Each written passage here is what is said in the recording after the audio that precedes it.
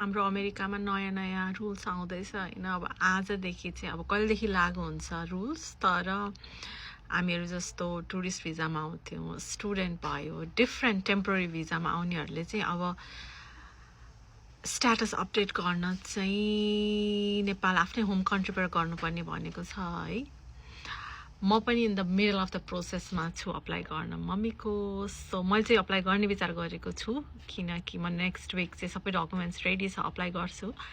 अब मैले लयरलाई नै सोधेँ होइन म चाहिँ आफैले गर्न लयर राखेको छैन बट लयर मैले चिनेको लयरलाई सोधेँ के हुन्छ होला भनेर उसले चाहिँ जबसम्म अप्लाई गर्दैन थाहा हुँदैन के हुन्छ भनेर किनकि यसको लागि त टाइम लाग्छ नि त बाहिर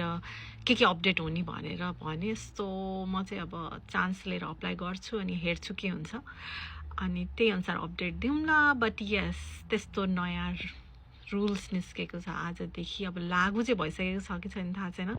बट अब युएससिआइएसकै वेबसाइटमा भएपछि त रुल्स सुरु नै भएको जस्तो होला